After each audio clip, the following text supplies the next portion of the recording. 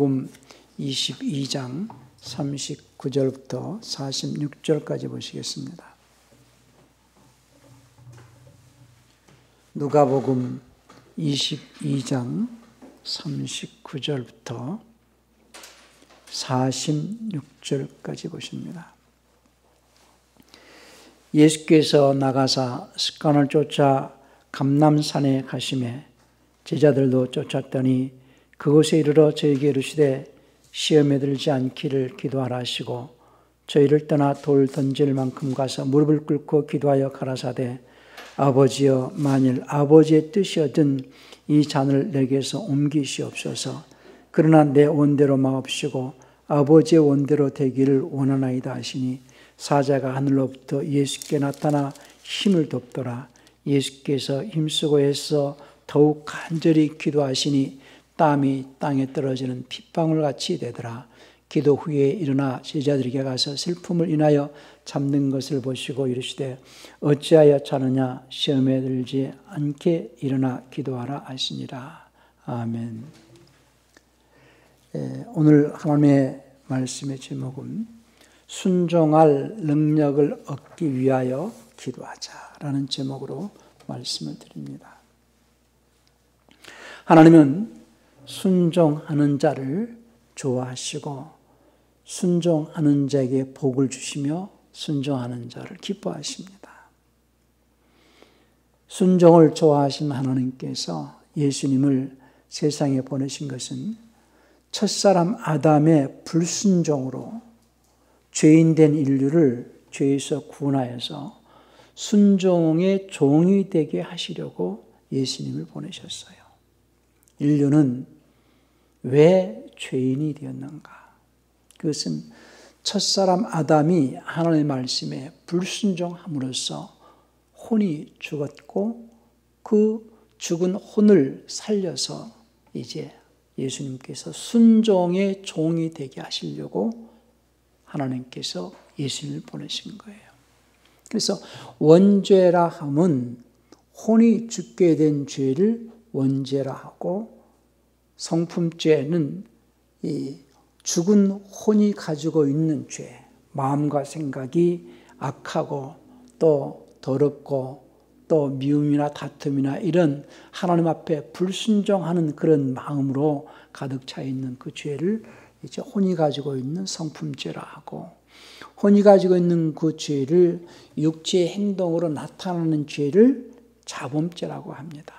그래서 원죄 문제를 해결하시려고 예수님이 십자가에서 죽으셨고 그래서 예수님이 우리를 대신하여 죽으셨고 우리의 혼을 살리셨죠. 그러니까 원죄 문제가 해결되어졌기 때문에 우리 혼이 산 혼이 되었는데 혼이 살았다 할지라도 그 혼이 가지고 있는 악한 생각들, 더러운 생각들, 또 하나님 앞에 불순종하는 그런 것들을 혼이 가지고 있는 죄, 그 죄를 사면하시려고 또 피 흘리십니다. 원죄 문제는 십자가에서 대속을 통하여서 이루시고 혼의 죄 문제는 피를 통하여서 깨끗하게 하시고 하나님과 연합할 수 있는 구속을 이루시고 자범죄 문제는 율법으로 이제 그 제한을 시켜서 육체의 죄가 더 이상 나오지 못하도록 막고 계시고 그러니까 세상의 법은 구약에서 율법과 같지요. 각 나라마다 문화와 어떤 그 생활 방식이 다르기 때문에 각 나라의 그 법은 율법을 말하고 그래서 각 나라마다 형법은 율법을 의미하는 것이고 그러나 인류는 아담의 불순종으로 죄인이 되어서 원죄 문제 때문에 혼이 죽었지만은 예수님의 한 사람의 불순종으로 모든 사람이 죄인이 되었죠. 그런데 예수님께서 오셔서 하나님의 말씀에 순종으로 죽으심으로써 한 사람의 순종으로서 모든 사람이 이제 살게 되었고 의롭다 인정받을 수 있게 되었다라고 성경은 말합니다. 우리 로마서 5장 19절 한번 볼까요? 한 사람의 순종치 아니함으로 많은 사람이 죄인 된 것 같이 한 사람의 순종하심으로 많은 사람이 의인이 되리라 라고 로마서 5장 19절에 말씀을 하셨어요. 그러니까 첫사람 아담이 불순종으로 많은 사람이 죄인이 되었고 예수님의 순종에 죽으심으로써 많은 사람이 이제 산자가 되어서 하나님의 말씀에 순종의 종이 되어서 의인이 될 수 있게 되었다라는 거죠. 그래서 하나님께서는 순종을 기뻐하시고 순종이 제사보다 낫다라고 사무엘상 15장 22절에 말씀을 했어요. 사무엘상 15장 22절에 사무엘이 가로되 여호와께서 번제와 다른 제사를 그 목소리 순종하는 것을 좋아하심같이 좋아하시겠나이까 순종이 제사보다 낫고 듣는 것이 수양의 기름보다 낫다라고 말씀하십니다. 그러니까는 우리는 왜 인류가 죄인이 되었는가? 불순종으로. 어떻게 인류는 의인이 될 수 있는가? 순종으로. 하나님께서 인류에게 향하신 요구는 순종, 하나님의 말씀에 순종을 요구하신다는 것을 잊지 않기를 바랍니다. 그러니까 예수님께서 이 땅에 오신 것은 우리에게 순종의 모범을 보여주셨고 예수님도 하나님의 아들이시지만은 고난을 통하여서 순종을 배우시면서 인생은 고난 속에서 순종을 배우도록 하기 위하여서 이 땅에 살게 하셨다라는 것을 잊지 않으셔야 됩니다. 천사는 순종을 배울 수 있는 기회가 없었지만 사람은 순종을 배울 수 있도록 하시기 위해서 육체라는 인생을 허락하셨어요. 그러니까 순종은 천사처럼 육체가 아닌 영의 몸을 입은 천사처럼 하나님의 말씀에 순종할 수 있는 어떤 그런 그 부담이 없는 육체의 소욕과 정욕이 없이 어떤 부담이 없는 그 천사와 같은 모습으로 순종을 배우는 것이 아니라 육체의 정욕과 또 어떤 세상의 욕망을 따라 살아가는 육체 안에서 순종을 배울 수 있는 기회를 우리에게 주신 것은 순종을 통하여서 하나님의 아들로 훈련하시려는 계획입니다.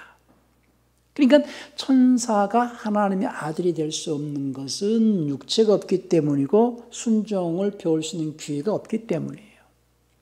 마치 군대 가면요, 이 수색대라는 부대가 있어요. 산악을 막 이렇게 산을 굽으로서 다녀야 될 훈련을 시키는데요. 평지에서는 그들이 모래주머니를 달고 굽어 훈련도 하고 합니다. 모래주머니를 달지 않고 달리는 것하고 모래주머니를 달고 달리는 것은 굉장히 차이가 있죠. 마치 인생은 모래주머니를 발에 차고 달리듯이 육체를 가지고 순종의 훈련을 하는 것은 대단히 어렵습니다. 그러나 이 육체를 가지고 순종의 훈련을 한 자들은 마지막 때 육체를 벗게 되고 이제 육체를 입고 있는 동안의 끝까지 순종을 이겨낸 자들은 하나님의 아들로서 부활할 때에 영의 몸을 탁 입혀주실 때가 올 것입니다. 그러니까 하나님의 아들은 천사의 모습으로 오셔서 훈련을 받는 것이 아니고 사람으로 오셔서 순종의 훈련을 받는 생활이 신앙생활이에요. 그래서 예수님께서는 우리에게 대속의 은혜를 베푸셨고 대속의 은혜를 믿는 자들은 이제 하나님의 말씀을 주셔서 그 말씀은 우리에게 생명을 얻게 하는 말씀인데 그 생명을 얻게 하는 그 말씀을 받아서 그 말씀에 순종하는 자에게 생명을 공급해 주시려고 하십니다. 그걸 다른 말로는 복 이렇게 하죠. 복. 아브라함에게 하나님께서 복을 주시겠다라고 창세기 12장 2절부터 쭉 말씀하셨는데요. 그 복은 시편 133편 3절에서 영생이라고 했습니다.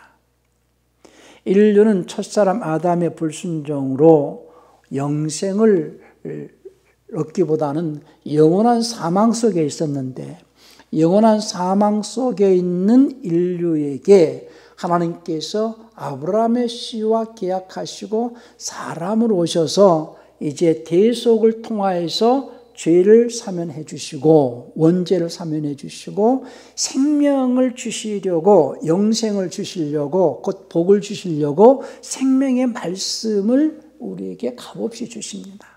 그래서 그 생명의 말씀을 우리가 마음에 받아가지고 그 말씀이 내게 생명으로 변화가 되어지도록, 그 말씀에 순종하는 자에게 하나님께서 생명이 공급되어지도록 하기 위하여서 성령을 보내십니다. 그러니까 순서는 죄가 원죄 문제가 사면되어졌다. 예수님께서 십자가에 죽으신 것은 모든 인류의 원죄 문제가 사면되어졌고 그 죽은 혼들을 살리셨다라는 것을 믿는 자를 하나님께서는 의롭다 칭하시고, 의롭다 칭함 받은 자들이 생명을 계속 공급받아서 영생에 들어갈 수 있게 하시려고 생명의 말씀을 우리에게 주시는 거거든요. 그 생명의 말씀을 값없이 주시기 때문에 그것도 은혜지요.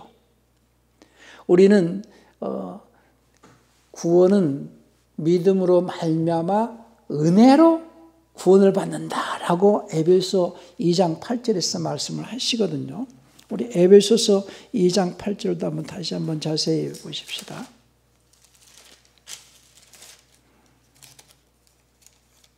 너희가 그 은혜를 인하여 믿음으로 말미암아 구원을 얻었나니 이것이 너희에게서 난 것이 아니요 하나님의 선물이다 할 때, 그 은혜를 인하여 믿음으로 구원을 받았다 할 때 그 은혜라는 것은 값없이 받았다라는 거예요. 사람들은 구원은 행위로 받냐? 그냥 은혜로 받지? 이렇게 주장을 합니다. 그런데요, 그 은혜로 받는 구원, 은혜로 말미암아 믿음으로 구원을 받는 그 은혜는 값없이 받는 것인데, 값없이 받아야 되는 두 가지가 있어요. 첫 번째 값없이 받는 은혜는 대속의 은혜입니다. 예수님께서 모든 인류에게 대속의 은혜를 주셨어요. 그것은 예수님을 믿든 예수님을 믿지 않든 그 관계없이 하나님께서 예수님을 세상에 보내신 것은 어떤 조건부로서 사랑을 하신 것이 아니고 값없이, 아무 조건 없이 세상을 사랑하셔서 예수님을 십자가에 죽게 하셨어요. 그래서 모든 인류는 예수님의 십자가의 은혜로, 대속의 은혜로 값없이 원죄에서 사면되었고 죽은 혼들을 살리셨어요. 그것이 첫 번째 은혜죠. 그 사실을 믿는 자들에게 또 값없이 주시는 것이 뭐냐? 그것이 생명의 말씀이거든요. 생명의 말씀을 다른 말로 생명수 이렇게 표현합니다. 요한복음 4장에서 그 사마리아 여인에게 예수님께서 물을 달라고 하셨지요. 그랬더니 그 사마리아 여인이 유대인인 당신이 어떻게 사마리아 여인인 나에게 물을 달라고 합니까? 라고 말하니까 예수님께서 내게 지금 물을 달라 한 이가 누구인 것을 네가 알았더라면 오히려 내가 그에게 물을 구했을 것이다.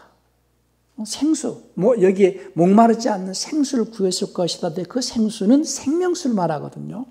요한복음을 한번 볼까요?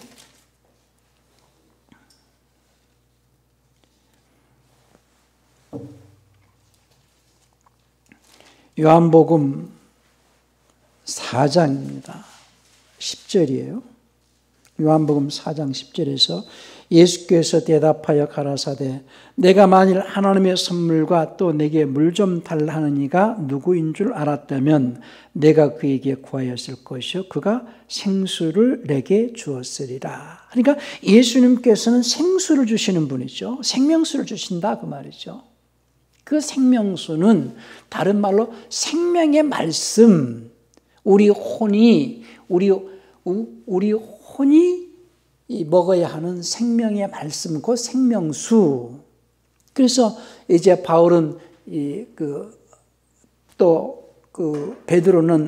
바울이나 베드로는 생명의 말씀을 전하기 위해서 이제 그 복음을 전한다는 것은 생명의 말씀을 전하는 거거든. 단순히 예수님을 믿고 구원 받으세요 이런 수준이 아니고요. 예수님이 인류를 위해서 십자가에 죽으시고 인류가 원죄에서 사면되어졌다는 걸 믿고 그 다음에 생명의 말씀을 전파하는 거예요. 생명의 말씀을.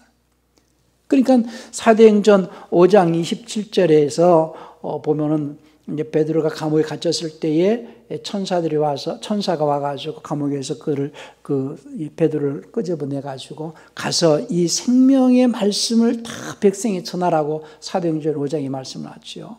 그 생명의 말씀을 값없이 받기 때문에 또 은혜라는 거예요. 하나님께서 인류에게 베푸시는 은혜는 첫 번째 은혜는 대속의 은혜요. 대속의 은혜를 받은 자들, 그 은혜를 받았다는 것을 믿는 자들은 생명수를 값없이 와서 받으라는 거예요. 그래서 이제 하나님께 나와서 생명수를 받으라. 값없이. 우리 계시록 22장 17절을 한번 볼까요? 성령과 신부가 말씀하시기를 오라 하시는도다. 듣는 자도 오라 할 것이요 목마른 자도 올 것이요 또 원하는 자는 값없이 생명수를 받으라 하시더라. 21장 6절에도 있습니다. 또 내게 말씀하시되 이루었도다. 나는 알파와 오메가요 처음과 나중이라. 내가 생명수 샘물로 목마른 자에게 값없이 주리니 그랬어요. 그러니까 혼이 먹어야 할 생명수. 예수님께서 사마리아 여인에게 물을 달라 할 때에 그 물은 육체의 목만을 죽이는 물이죠. 육체의 목을 죽이는 육체의 목마름. 근데 그 육체가 목말라 하는 것은 결국은 혼이 목마르는 거거든요. 그래서 우리가 인간론을 잘 이해할 것은 인간의 구조는 영과 혼과 육으로 구성이 되어 있는데 혼이 사람이다. 사람이라 하면 혼을 사람이라 한다. 이 혼이 육체라는 도구를 통하여서 육체의 오감을 통하여서 혼의 만족을 추구하는 생활이 육적 생활이죠. 영적 생활은 영을 통하여서 혼의 만족을 추구하는 생활이 영적 생활인데 이 혼의 만족을 육체를 통하여서 이 혼의 목마름을 육체를 통하여서 물로 이 육체의 목을 죽이는 물로 혼의 목마름을 해소하고 또 목마름은 또 물을 또 먹어야 되고 계속해서 혼의 그 갈급함을 해소하기 위해서 육체라는 도구를 통하여서 혼의 만족을 추구하는 생활이 육적 생활인데 주님께서 말씀하시는 것은 그 혼의 만족을 채울 수 있는 그 물, 생명수는 영을 통하여서 하나님께로부터 공급해 주시는 그 생명의 말씀을 받으라는 거거든요. 그러니까 육체를 통해서 혼의 갈급함과 육체를 통해서 혼의 목마름을 해소하는 것은 한계가 있다. 그러나 하나님께로부터 공급되어지는 그 생명의 말씀, 생명수로 말미암아서 혼의 갈급함을 채우라는 거예요. 목마름을 채우라는 거예요.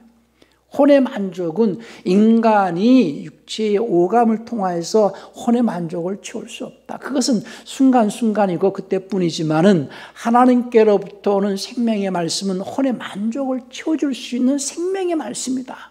그 말씀을 내가 너에게 줄 테니 너희는 나오라는 거예요. 그것이 예배거든요. 예배라는 것은 하나님께로부터 하나님의 부름을 받았고 나온 자들에게 하나님께서 주시겠다는 거예요. 여러분들이 예배 나온 것은 저절로 스스로 이렇게 나왔다 생각하시면 안 되고 하나님께서 부르셨기 때문에 나왔는데 하나님께서 무엇 때문에 부르셨느냐? 주실 것이 있다는 거예요. 그 주실 것이 뭐냐? 생명의 말씀, 은혜의 말씀, 축복의 말씀, 능력의 말씀, 세상을 이기는 말씀, 결국 우리가 추구하는 그 복된 말씀을 받으려고 우리 나왔고 하나님께서는 그 복된 말씀을 주시려고 우리를 부르셨어요. 그런데 그 말씀을 여러분들이 값없이 받으라는 거예요. 생명을 받을 수 있는, 우리가요 아프면은 의사를 찾지요. 병원에 가면은 우리나라는 참 그래도 의료 보험이 잘 되어 있어가지고선 요즘에는 병원에 가는 것을 그렇게 부담스럽게 생각지 않습니다. 그러나 저는 우리 어렸을 때는요, 의료보험이 없었을 때는 병원 가는 걸 굉장히 부담스럽게 생각했거든요. 경제적인 어려움이 있기 때문에. 그래서 저희 어렸을 때에 만약에 사람이 아프면 집을 팔아야 되고요, 논을 팔아야 되고요, 사람 살리려니까.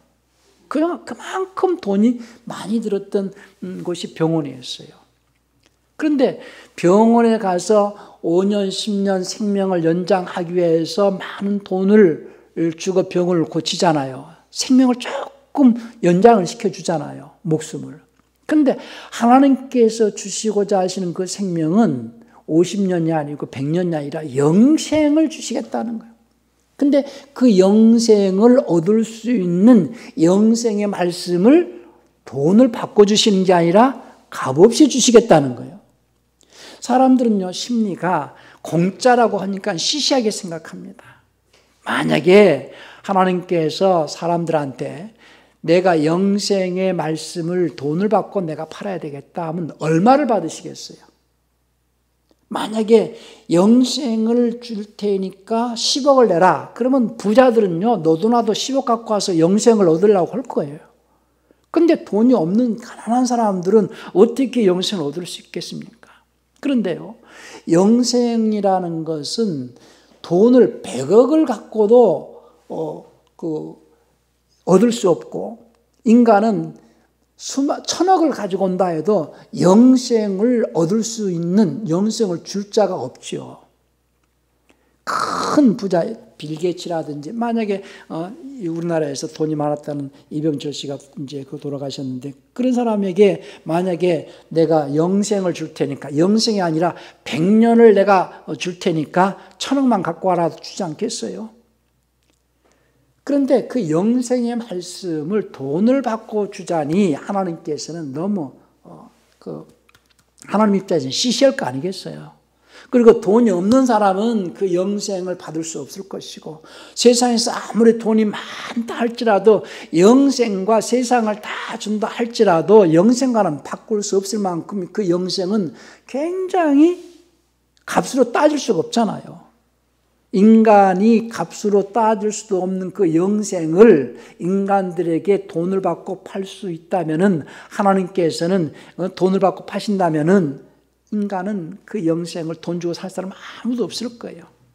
그러니까 가난하든 부자든, 가난한 자는 돈이 없어서 못 살 거고, 부자는 아무리 부자라 할지라도, 세상에서 아무리 큰 부자라 할지라도 그 영생, 세상을 다 주고도 바꿀 수 없는 그 영생을 하나님께서는 그냥 값없이 주시겠다는 거예요. 제가 참 말이 참 부족하고요, 표현력이 참 부족한데요, 영생이라는 것이 얼마나 보배롭고 얼마나 값진지, 그 영생이 보배롭고 얼마나 값진지 그 영생의 말씀을 담고 있는 그 믿음을 베드로는 베드로서 1장에서 보배로운 믿음 이렇게 표현했거든요. 그리스도인들이 세상에서 가장 보배롭게 여겨야 될 것은 믿음이고, 그 믿음 안에 있는 말씀을 보배로 여기셔야 됩니다. 그래서 그 영생의 말씀, 보배로운 그 말씀, 생명의 말씀을 하나님께서 값없이 주셔가지고 그 값없이 받은 그 생명의 말씀을 생명으로 바꿀 수 있기를 원하신다는 거예요. 생명으로 바꿀 수 있기를. 그러면 그 영생의 말씀을 생명으로, 영생으로 바꾸는 것은 순종을 통하여서 바꾸는 거거든요. 영생의 말씀은 순종을 통하여서 바꿔진다. 순종을 통하여서 바꿔진다라는 것을 잊지 않으셔야 됩니다. 그러니까 하나님께서는 누구에게 영생을 주시느냐? 왜 인간은 사망이 들어오게 됐어요? 불순종이죠. 그런데 하나님께서는 이제 사망 가운데 있는 인류에게 영생을 주시려고 영생의 말씀을 주시는데, 그 영생의 말씀은 누구 안에서 효력이 나타나게 되어 있느냐? 순종하는 자 속에서 효력이 나타나게 되어 있어요. 그래서 이 생명의 말씀을 베레아 사람들은 간절한 마음으로 그 말씀을 마음에 받는다고 그랬고요. 그 말씀을 간절히 받고 순종하는 자에게 하나님께서는 성령을 보내시겠다고 그랬어요. 사도행전 5장 32절에서 말씀하시길, 우리 사도행전 5장 32절도 한번 볼까요?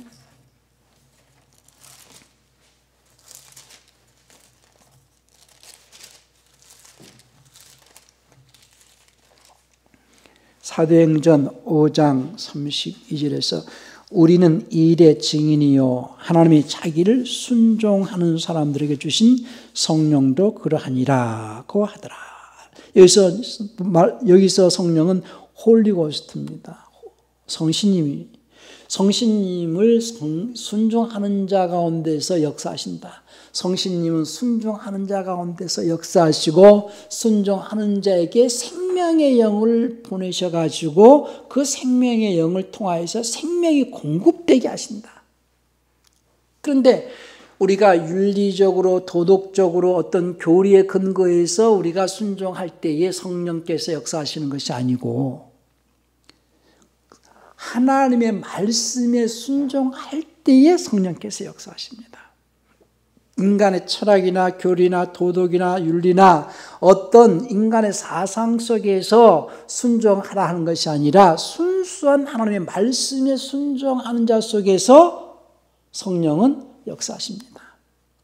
그래서 우리가 그 하나님의 말씀을 마음에 받아서 순종을 통하여서 생명을 공급받게 되어지는데요. 사람들이 순종이 쉽지가 않거든요.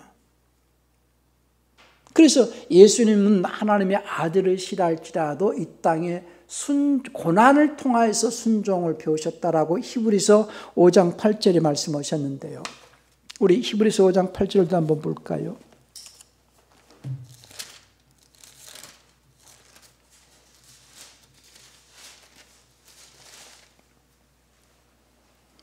그가 아들이시라도 받으신 고난으로 순종함을 배웠다고 했어요. 그러니까 예수님께서도 이 땅에 육체를 입고 오셔서 오늘 본 말씀에 땀방울이 핏방울이 되기까지 간절히 겟세마네 동산에서 기도하실 때에 아버지여 내 원대로 마옵시고 아버지 원대로 되어지길 원합니다라고 이제 누가복음 22장 42절에서 말씀하셨잖아요. 그러니까 우리가 예수님께서 기도하신 그 기도는 순종할 능력을 얻기 위하여서 기도하셨다라고 이해하셔야 됩니다. 하나님께서 우리에게 주신 큰 어떤 특권 중에 하나가 기도인데요. 천사에게 기도하라 이렇게 말씀하지 않으셨어요.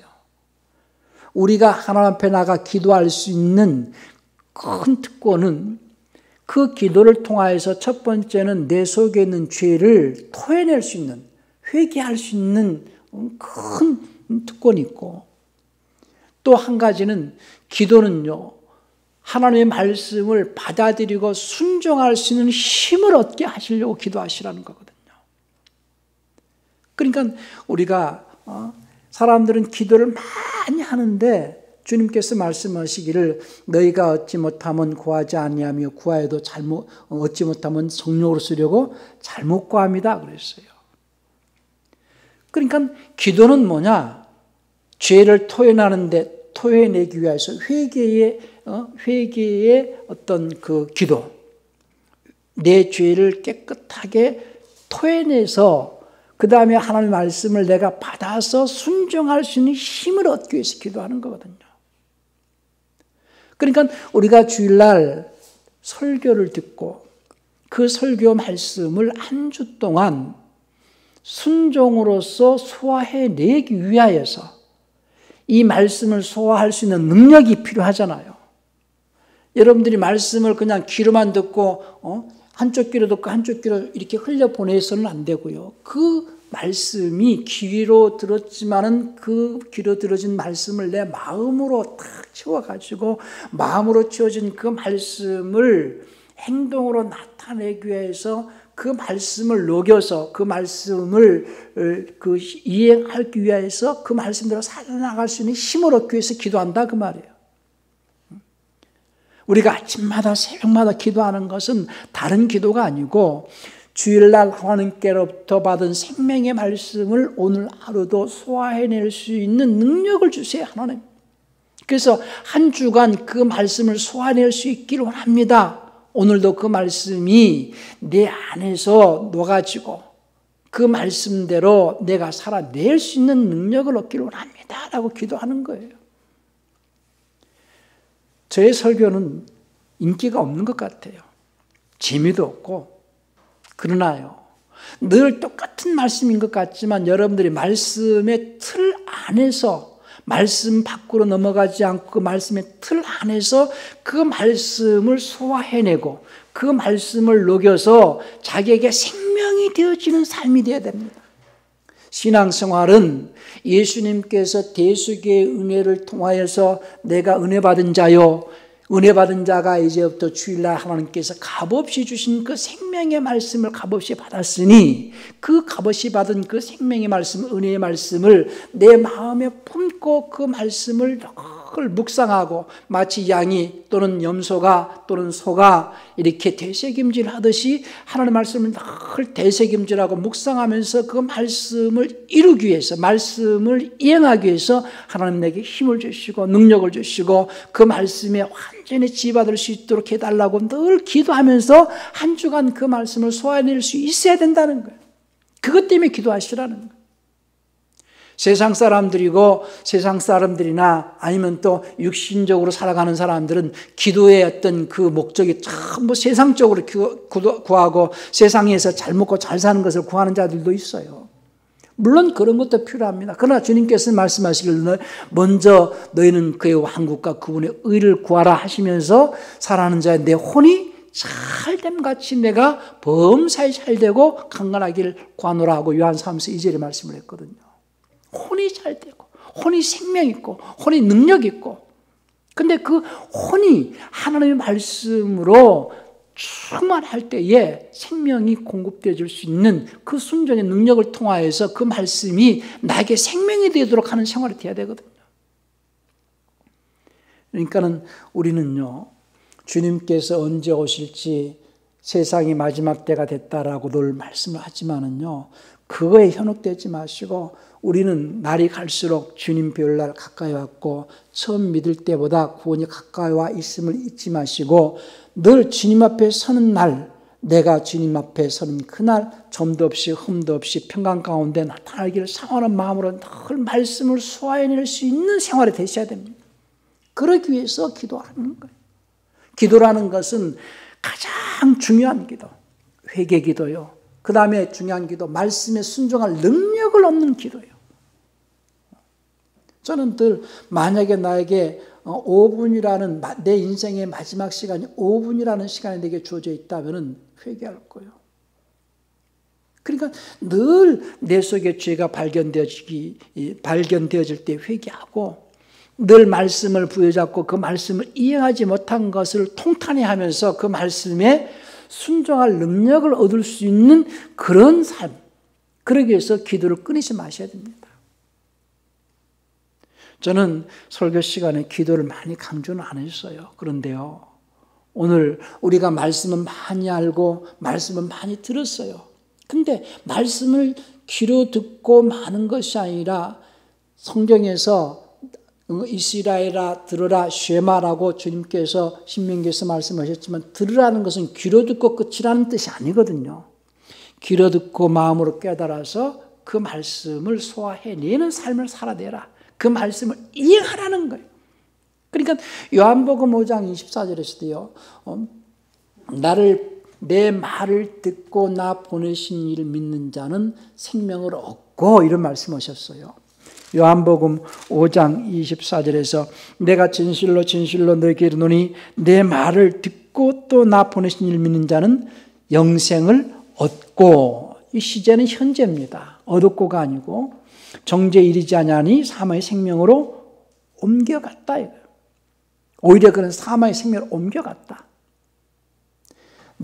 그 앞에서 내 말을 듣고 할 때 그 듣는다라는 것은 귀로 듣는다는 것으로 그치지 않고, 우리가 아이들이 엄마 말을 안 듣는다라는 것은 귀가 먹었다는 것도 아니고 엄마 말대로 행동을 안 옮기는 얘기를 하거든요.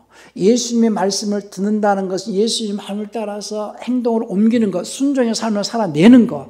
순종의 삶을 살아내는 자는 또 나 보내신 이를 믿는 자는 할 때 믿는 것도 마찬가지예요.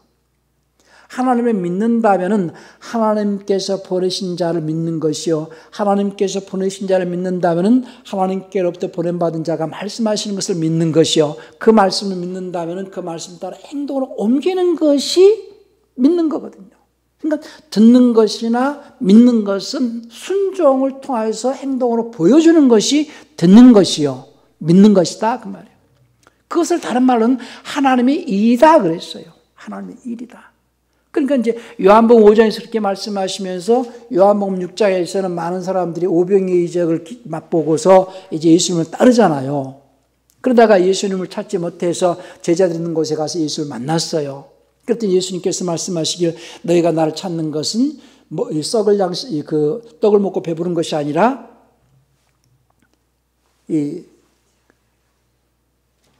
너희가 나를 찾는 것은 뭐라고 그랬어요? 떡을 먹고 배부른 까닭이 아니냐, 썩는 양식을 위해서 일하지 말고 썩지 않는 양식을 위해서 일해라 이런 말씀하시거든요. 자, 요한복음 6장 26절을 한번 볼까요? 예수께서 대답하여 가라사대 내가 진실로 진실로 너에게 이르노니 너희가 나를 찾는 것은 표적을 본 까닭이 아니요 떡을 먹고 배부른 까닭이로다. 썩는 양식을 위하여 일하지 말고 영생하도록 있는 양식을 위하여 하라. 이 양식은 인자가 너에게 주리니 인자는 아버지 하나님의 인치신 자니라. 그랬더니 저들이 뭐라고 말합니까? 저희가 묻되 우리가 어떻게 하여야 하나님의 일을 하오리까? 예수께서 대답하여 가라사대 하나님의 보내신 자를 믿는 것이 하나님의 일이다 그랬어요. 하나님께서 보내신 자를 믿는 것이 하나님의 일이다 할 때 하나님께서 보내신 것을 믿는 것이 어떻게 하나님의 일이냐 이렇게 생각할 수 있어요. 그러니까 하나님께서 보내신 자를 믿는다면은 하나님께서 보내신 자를 믿는다면은 예수님의 말씀을 믿을 것이고 예수님의 말씀을 믿는다면은 그 말씀대로 행동으로 순종으로 옮기는 것이 하나님의 일이다 그 말이에요.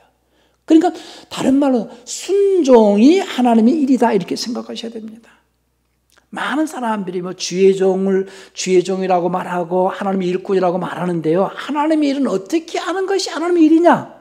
하나님의 말씀에 순종하는 것이 하나님의 일이다. 특별하게 물론 교회에서 봉사도 하고 뭔가 청소도 하고 뭔가 할 수 있어요. 복음도 전하는 것도 하나님의 일이요. 그런데요, 기본적인 그 일은 하나님의 말씀에 순종하는 것이 하나님의 일이에요. 하나님 말씀에 순종하는 것 가운데에서는 복음을 전하는 일도 있고 선교 일도 있고 여러 가지 헌신도 있고 순종을 통해서 해야 할 일이 많이 있잖아요. 그러니까 하나님의 일은 하나님의 말씀에 순종하는 것이 하나님의 일이다. 그런데 그 순종을 왜 못하는가? 안 하는가 못하는가? 안 할 수도 있고 못할 수도 있는데요. 순종할 능력이 없기 때문에 인간은 순종할 능력이 없거든요. 왜? 불순종 안에서 살아왔고 불순종 가운데서 역사하는 그 영들이 지배하고 있기 때문에 순종할 능력이 없어요. 불순종하는 자 가운데서 역사하는 영들 속에서 살아왔어요, 우리는. 그런데 이제 하나님께서는 이제 천사를 보내주시겠다고 약속도 하셨고요. 오늘 주님께서 간구하실 때에 누가 와서 돕더라고 그랬습니까? 우리 누가복음 그 22장 다시 보십시다. 누가복음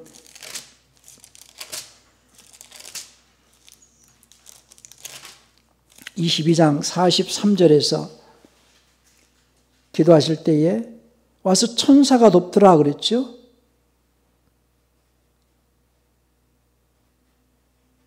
사자가 하늘로부터 예수께 나타나 힘을 돕더라 그랬는데요. 기억성경에서는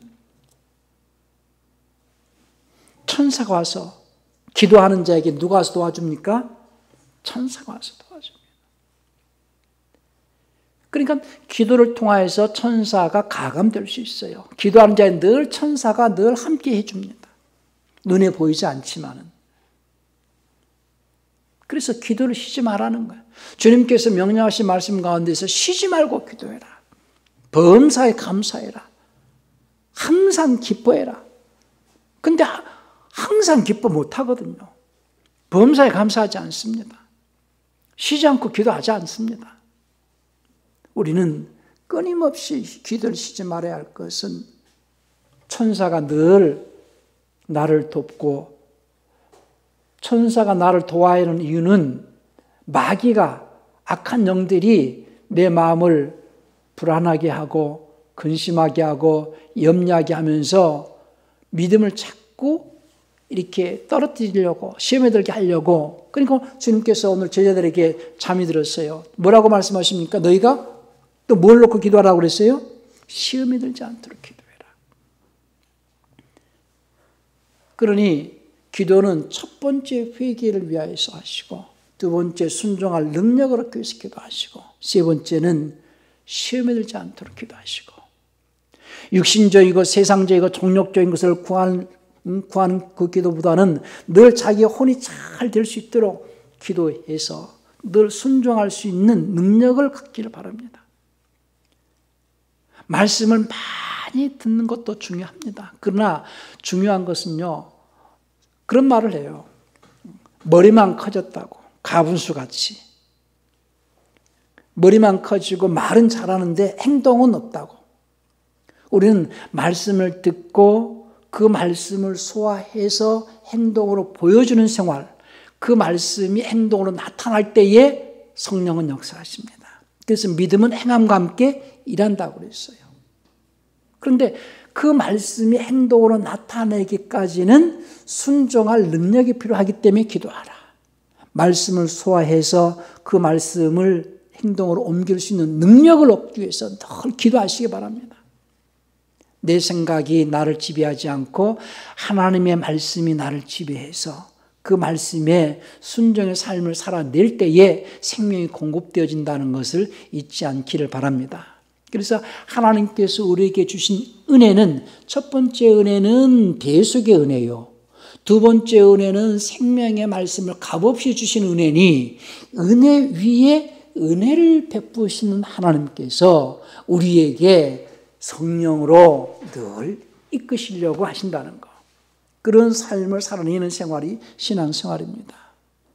은혜라 함은 대속의 은혜만을 생각하지 마시고 생명수를 값없이 공급해 주시는 은혜, 그래서 하나님과 연합시키는 구속의 은혜를 이루어가는 삶이 되시기를 예수님 축원합니다.